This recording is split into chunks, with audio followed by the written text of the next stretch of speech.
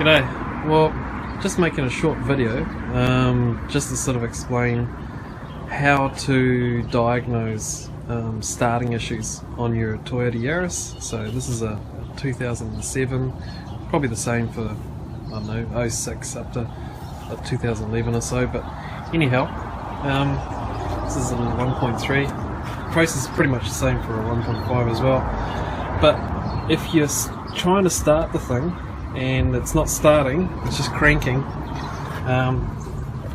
start checking under here, and you've got this relay pack here.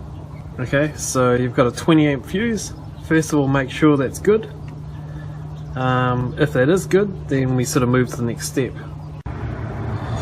So in this here, this is an integrated relay pack. So you've got 3 or 4 relays in here, and this one here is the EFI one for the fuel injection. So to get this out, you just get a screwdriver, just pop it under the side here, and then kind of pull it up. You do the same on the other side. Sorry. And then out she comes. Just unplug it by pushing down these tabs here and get these 3 connectors out. This is one that I had that actually failed. That was the issue.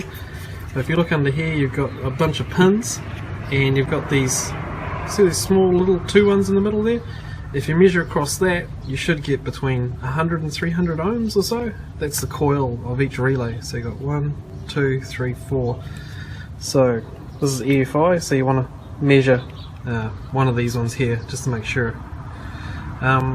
This is actually was the issue for my thing not starting, and so I just went to the Wreckers and got one for 20 bucks. It was a really quick fix. But even though I measured this, it measured out at 300 ohms, but it must have just been sort of weak under load, and that's why it failed. But there's a few other things we can check if that turns out to be okay, so we'll just put this in. Okay, so inside the car you've got this well, the back of the body control unit, BCU, and you've got a whole bunch of relays and a couple of fuses and things there, and underneath here you've got your other fuse panel kind of hidden away there. If you're lucky, you've still got this thing here which tells you which fuse is what.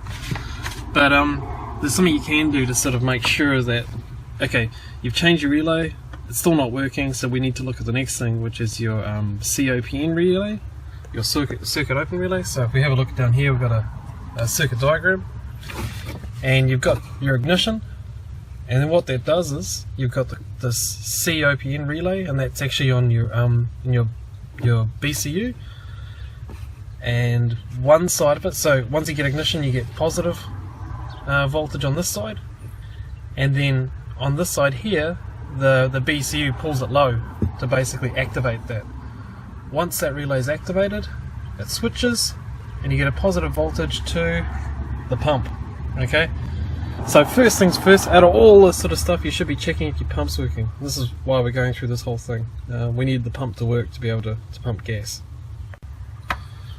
Okay, so what we're going to do is we're going to measure the coil resistance between over the COPN relay. So that's from 4B9 to 4E5. And so if I have a look at this diagram here, that's the back of your BCU over here.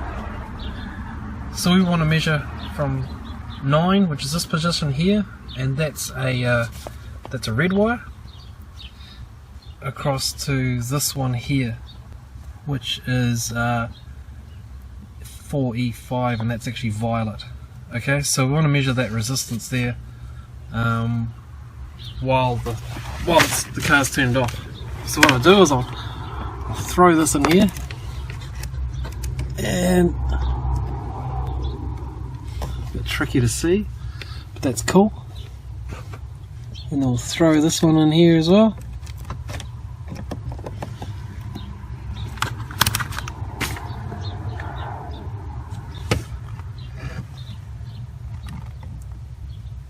Come on, you.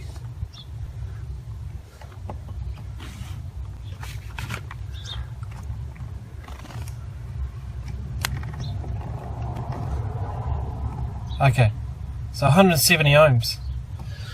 So that's between that red wire and the violet wire there. So 170 ohms, that's good. That means that that coil is good. So we don't have to worry about replacing the BCU. Don't just go out and just change your BCU just for the hell of it. It's a lot of work and it's expensive, and you've got to get one which actually suits the car. There's heaps of different types depending on whether you've got 4 doors, 2 doors, you know, central locking, not central locking, all that sort of jazz. So it can be a bit tricky getting the right one from the wreckers, or you know, or paying heaps to get one brand new. So this is what I went through to actually find out what was wrong, and so I found out that this relay was good. So I went back to the relay under the bonnet. I changed out this integrated relay here, and then it fired up first time. So I knew then that this was the issue, and it was a pretty cheap fix. So I hope this helps out. Hopefully it saves you a bit of time. Alright, thanks guys.